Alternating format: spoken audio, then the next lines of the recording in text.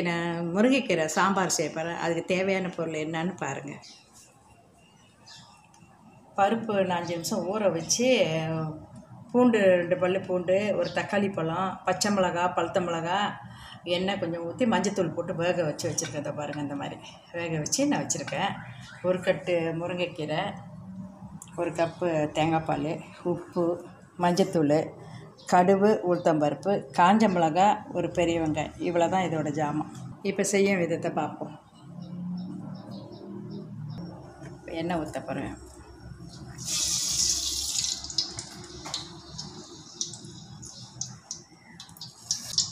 கடுகும் உளுத்தம்பருப்பும் போட்டு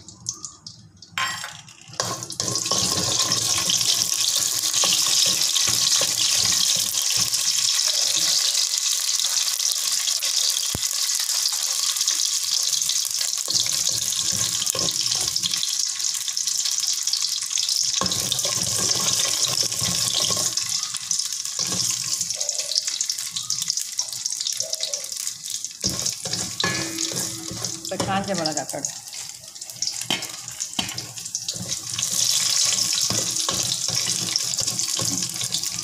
இப்போ வெங்காயத்தை போட்டு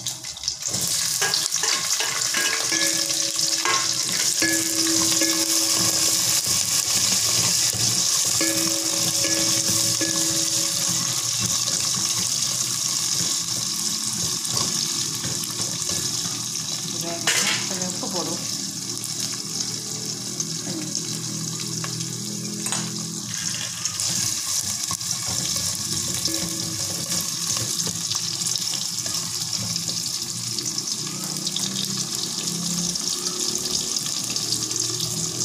கொஞ்சம் மஞ்சத்தூள் போடும்.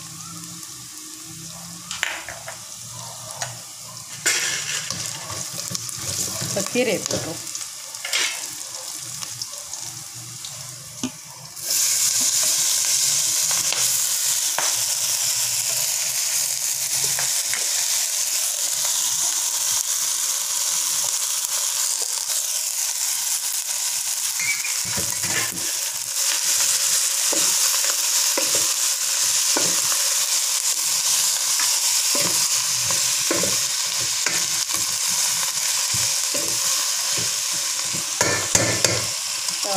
இதெல்லாம் மூடி வைப்போம். அப்புறம் பருப்பு ஊற்றிட்டு மூடி வச்சு பருப்பு போட்டு கொஞ்சம் வேக வைப்போம்.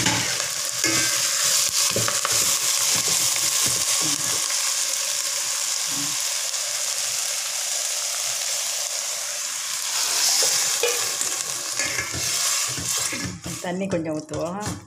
திக்காக இருக்குது. தண்ணி ஊற்றிட்டு அப்புறம் தேங்காய் பால் ஊற்றுவோம்.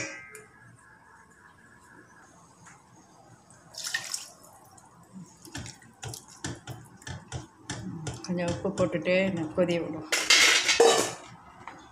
அதை கொஞ்சம் போட்டோம். இப்போ கொஞ்சம் போடுவோம். போட்டுட்டு இப்போ மூடி வைப்போம். கொஞ்சம் கீரை வேகட்டும். திறந்து பார்ப்போம்.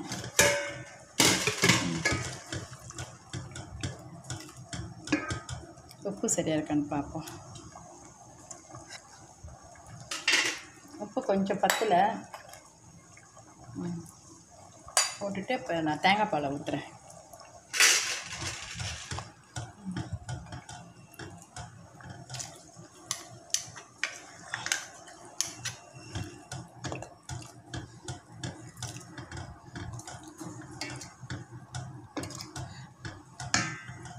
தேங்காய் பால் ஊற்றிருக்கேன். உப்பு இப்போ சரியாக இருக்கான்னு திருப்பி பார்ப்போம். சரியாக இருக்க அடுப்பை அடைச்சிட்டு பரிமாறுவோம்.